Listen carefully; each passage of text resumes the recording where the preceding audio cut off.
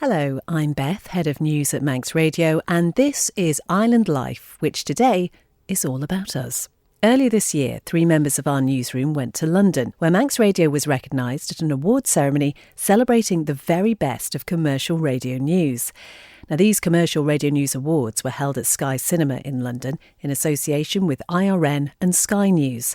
In this special programme, we're going to listen back to the nominated shows and hear some previously unheard audio from the night. Think we'll just about get away with that.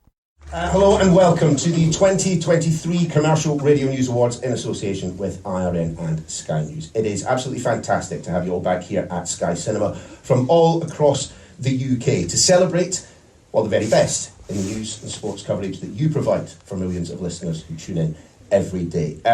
Just before 6 a.m. on the 8th of October 1973, UK commercial radio was born when David Jessel said the words, "This is London Broadcasting, the news and information voice of independent radio." It was the start of what has been a richly creative, informative, trusted, innovative and entertaining industry, and one which is thriving today, half a century on, as commercial radio enjoys, well, its highest ever audiences. Siobhan, mate. We're several Prosecco's deep, but you won. How are you feeling? I'm absolutely baffled, to be honest. Bit shell-shocked. Don't really know what happened. I leaned over to Chanel. We were in the same category, and all the nominations were really hard-hitting. And I leaned over to her and I went, yeah, the knife crime one's got it. Like, it's not us, you know, like, and we were both like, yeah. And then they say Wispicity, and it was just like, sorry? Excuse me? Excellent, well done. And me and you, Chanel, we got nominated, which is, we're buzzing, aren't we? In the running, we're there. We'll try again next year. And we got like a short little segment from our programmes played out to all the crowd here, and it sounded good. How was that feeling to hear it played out? Oh, I think I didn't realise how emotional it was hearing the parts where the lady was speaking about being beaten and left for dead. That was quite, wow, yeah, I don't know, quite a moment, I guess. But Siobhan, when you were putting your program together, and I'm sure you wanted to make it the best that it was, or the best that you could give, having that recognition now, how does it feel? You know what, it feels really weird, because like we were just saying, I feel like you get nominated for this and you're just doing your job, like as weird as, like as sort of sad as that sounds. This was just, I'm friends with Cody at Zori's brother Teo, and I wanted to just do it justice and tell the Isle of Man and the Manx people about his music, and I really just wanted to do it justice for the family, and so it's really bizarre to win an award for that. And I also feel like best interview category is a little bit weird, because that interview wouldn't be what it is without his family talking about him the way they did. And Jit began at the studio talking about putting it together. So I feel like I just edited the best bits. So this feels really weird, and I feel like this is for Cody and for them. Well, hi you two. Hi. Hello. It's been a few months now since we actually went to London for these awards. It's rolling around actually that entries are opening for next year, so I don't know where that year actually went. I've got nothing prepared. Oh, I've got a whole pile just to take on Siobhan. Oh, right, show off. She's out to try and beat me this time. So anyway, but thinking back on it now, what's your recollections from going to the awards? Because I think the main thing that stands out for me was just the fact that we were kind of representing Manx Radio and the Isle of Man up against these kind of giants, like in each of our categories. Yeah. Mm-hmm. Here's this news team from Global, or this news team from Heart, or this news, and then there was just kind of little old Manx Radio. These three little people. Yeah, I echo exactly what you say. I was going to say the same thing.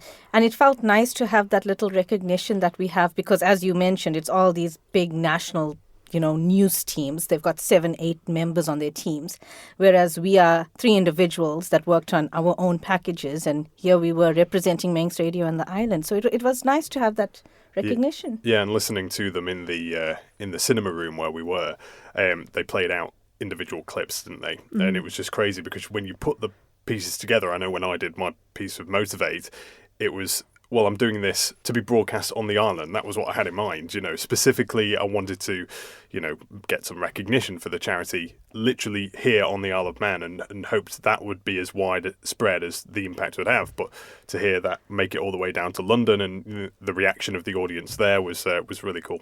I think just to add to Lewis, as Lewis said, he did it for Motivate. Siobhan, myself and you, we did our stories to help the families. I did it to help the lady that was a victim, and you did it to help this family.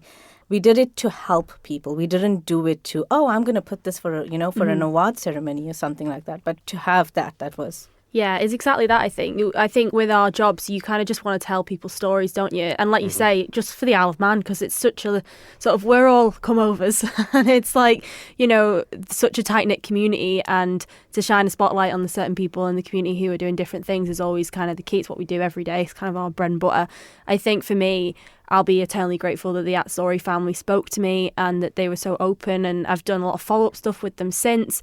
Yourselves, what do you feel kind of listening back to the fact that, like you say, we went to London and it had this widespread impact for these people who gave us their time?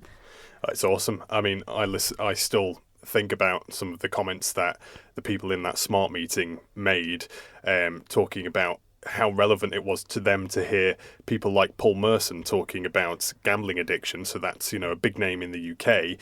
It kind of struck me as that's, on a smaller scale, obviously, but first, it was like he was putting himself in that position for other people on the Isle of Man who perhaps hadn't heard these kind of stories and maybe think they are alone in their situation here on the island. Because even though it is a close-knit community, like you say, if those stories go untold and nobody hears about them, it is very, very easy to feel isolated. Mm-hmm. And with my story, it was, throughout the year, we've been talking about these 3 inmates that had gone across and they were coming back to the island. And I got to sit down with the victim. This lady was raped, unfortunately. And, just knowing that this person was going to be returning to the island, it put a lot of fear in her. And when I found out that I was nominated for this, I thought about this lady and I thought about reaching out. But, sometimes it's just so sensitive. You're not sure how this person's going to react. And you don't want to be celebrating something that she's had to overcome. She took years to overcome. And it was on the morning that we were in London. I think our Ben and Sean, they were mentioning that we were in London. And one of our colleagues messaged and said, Chanel, the lady actually messaged in, or she called in the newsroom and she said, she wishes you all the best. And she also said, thank you for sharing her story. And I think that brought a little tear to my eye because I wasn't sure how she would react knowing that so many other people were hearing her story. But I was glad to know, that it had helped her as well. I think on that note, should we hand back to Beth? She's going to introduce each of our programmes. But it's worth saying, like you said, that each of our individual programmes have themes that are quite difficult to deal with and they're quite hard-hitting. So just a warning to anyone listening right now, just to approach with caution, and there's help out there for if any of these things impact you, there is help at hand. So thanks for listening, and we'll hand back to Beth. First up, Lewis Foster was nominated in the Best News Special or Campaign category for Motivate Breaking Down the Stigma Around Addiction, a 2-part special for Island Life. In it, Lewis took a look at all things addiction related, speaking with island charity Motivate and meeting some of those who've been helped by the service. Fastamai, good evening. I'm Lewis Foster and welcome to part 2 of this 2-part Island Life special looking at Isle of Man-based addiction charity Motivate. Last week we spoke with peer mentors for the charity, Joe, Jason and Chris. Tonight, for the next half an hour, we'll be speaking with other members of the group about their experiences with multiple forms of addiction, how it feels to come to Motivate for help and tackling a stigma right here on the island. Please be aware that tonight's programme contains discussions which some may find distressing, including substance abuse and suicide. We touch every social strata. People come to us who have high profiles, and so they want to remain anonymous, and that's absolutely fine. But for some people, they really benefit from the groups, the recovery movement that exists. I think it was close to 1,500 attendances at the recovery groups last year or the year before. It's roughly around that every year. So it's this kind of underground movement that's going on, but we want to open it up now so that even more people can be aware and know the support. I'll start with you, John. Tell me about thinking back to when you first got in contact with Motivate and why you reached out. Well, I reached out because I'd finished up at DAT and I was actually sober, but they were a bit worried about me for 6 months after I'd sobered up. Where was I going to go? So they advised me, Smart and Motivate. So I kept backing off, same thing again. Who are you going to see? What? Embarrassment, nervous, and eventually got the courage to actually come down. And I don't think I've missed a week since I've been here, and that was 5 years ago. Yeah, so it's done me quite a lot of help, loads of help. I've been sober since I've come here. And I'll move to you, Stephen, and I know you're vegan so far. First thing I know about you, but tell us a bit about your journey to where you are sitting on the sofa today then. Well, my journey started back in 2012 when a major event in my life ended up in prison for 3 years. I'm a gambler. My gambling addiction was really serious. It lasted 11 years in its height, losing lots of money. It led me to taking money from my employer at the time, a lot, and I ended up serving 3 years in prison. I had help at the time from... it was GamCare at the time, who now associated in, we call Motivate. We brought in Motivate to help me.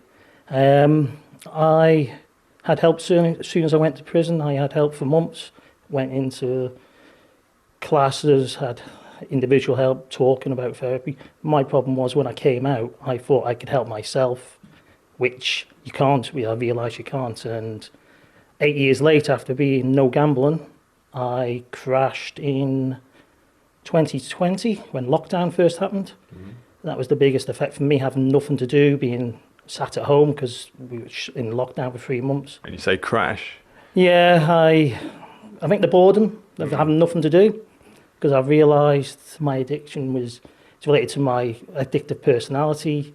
You're always on the go, your mind's always whirling around, and it's you need something to do. And without having anything to do, and other events in my life, I had 3 separate events that brought my life into meltdown, and I went looking for a way out, which was my gambling. 6 to 8 months later, everything crashed again. I sought help with Motivate, and ever since then I've been coming back to the meetings, and the help I've had has been amazing. It's changed my life, it's changed my personality, my family's life, because they're the ones who suffer as well, friends. It's just made me a much better person. It's almost time to end, but I want to leave the final word to the man we heard from last week, who many have described as an inspiration, with 16 years clean, Chris. I think you can say that marijuana is a gateway drug, or any of the what might be termed as lesser drugs, whereas as a rule it's normally trauma is the gateway. Hurt people, hurt other people. People assume that addiction is in the blood, whereas it's not. I've only just forgiven my father now for how he treated me as a child, but he treated me basically with the tools that he had or was given when he was a child. So hurt people hurt other people, and the thing is, the gift of trauma is empathy, and so that's why we all love helping each other, because we know, right, and we love to put that stuff back in, because we want to motivate, and us want to do it. Well, then we had a battle on our hands, as Chanel Suku and Siobhan Fletcher were both nominated in the Best Interview category for their programmes Life Means Life, A Victim's Story, and Wispicity. In her report, Chanel spoke to the victim of a convicted rapist who said she felt hugely let down by the probation service after learning her attacker was due to go before the parole committee. I can't stop thinking about it, and although I try and think of other things, it's just there at the back of my mind all the time. It was early hours in the morning and I was walking home. I walked up and around the corner and then walked up home. He basically followed me. I went down into a back lane to go into the house, and I just felt these hands around my mouth and just sort of being pushed forward and kind of like trying to throw me to the floor. I resisted as much as I could. He pushed me up against the wall, tried to punch me a couple of times. He did punched me once, and I think that knocked me over. And then next thing I remember sort of being on the floor, and then one thing's led to another, and he was then raping me. Next thing, he's got his hands around my throat, started to choke me. I literally had to pretend to be dead because I just didn't think it was going to stop. And then he walked away, and I just lay there really still for as long as I could. I thought he was gone, but the next thing I heard some footsteps coming back, and he grabbed my ankles and he pulled me into a dark part of the lane, and sort of got some leaves, falling off leaves and stuff, and threw them over me. And as soon as I knew that he was gone, I jumped up and ran in and raised the alarm. When he was sentenced to 15 years, correct? I mean, it was a life sentence he was given, whatever amount that amounts to. But I just kind of, at the time, I thought, well, he's got away with attempted murder there because a deal was made. When you were first informed that he's now eligible for parole, what was your reaction? I just don't understand what is the point in a life sentence if life doesn't mean life? Why are you giving people life sentences and then letting them out? He was in prison and had attacked people twice before he attacked me. I think he was out for a week or 2 weeks, or it was, a very small amount of time that he had been released from prison, and he was out on a licence, and he was also in prison on a life sentence. So he'd been released out on a licence and then attacked within a week or two. He was given another life sentence, and they're still wanting to release him again. And it's just like, once bitten, twice shy. Like, this person is never going to learn. As a victim, do you feel as though it could have been handled better? 100%, yeah. He should never have been out to attack me. I feel hugely let down, yeah. Have you tried to voice your opinions with him? Have you tried to take it up? It's hard to know where to go, to be honest. I mean, the only support I've had was from victim support. I didn't really sort of, contact them too much. What made you want to come up here today and share your story? I'm gobsmacked at the situation that it is and how I'm being fed this information that I have no control to do anything over, because I do feel like victims aren't getting looked after. I feel like this is all for him. If there's anything that I can do to stop any of this happening, then I want to do it. But also, to sort of make other people realise that there's so many more people on these streets that should not be on these streets. What about those people that will listen to your story and say, he served his time? I think if he had done it once and went to prison, then you could say he served his time and give him a chance. But I was the third person he attacked. He tried to murder me, and he thought he'd done that and just literally threw my body in a load of bushes. That's what he had left me for dead. On the night, Siobhan scooped the prize for Best Interview for Wispicity. And that 2023 Best Interview winner is Wispicity.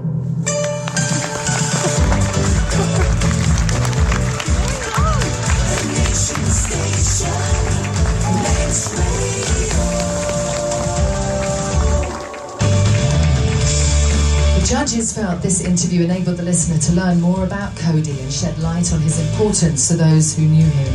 It explored grief and loss in a way that left the listener with warmth and affection.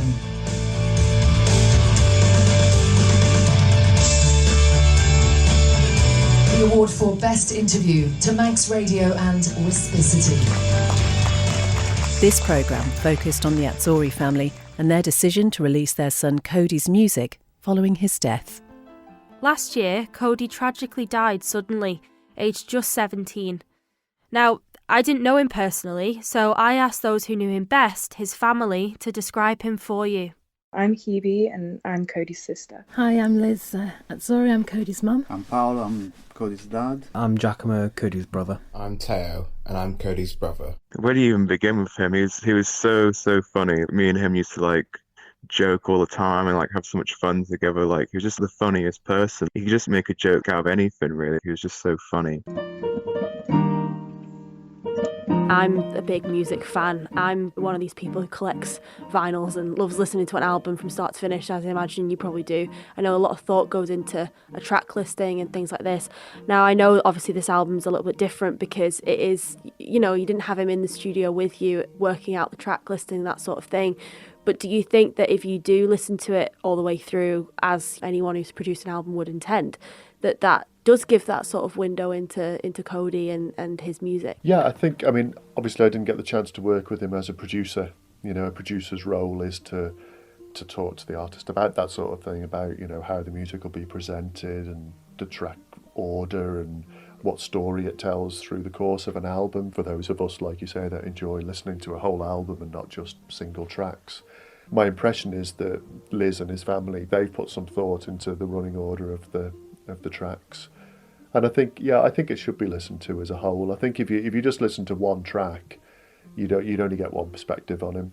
I think he'd be happy with it. He'd probably want more on it, to be fair. He probably thought the songs that we chose, he probably would have said, oh, you could have put an extra couple on there, but I think he would be happy overall. Yeah, I mean, we're hoping that we will release more of his music, perhaps not on Bandcamp but on Spotify in the future. We just wanted to release it with Bandcamp because we knew we could do that on his birthday, and that's why we chose that app, and it was very important to us to release it on his birthday for him, because last year when he was going to be 18, that's what we would have hoped we could have given him as a present, was a couple of days in the studio to do the album, but that didn't happen. So having it out as a body of work, it's a nice way to market, I think.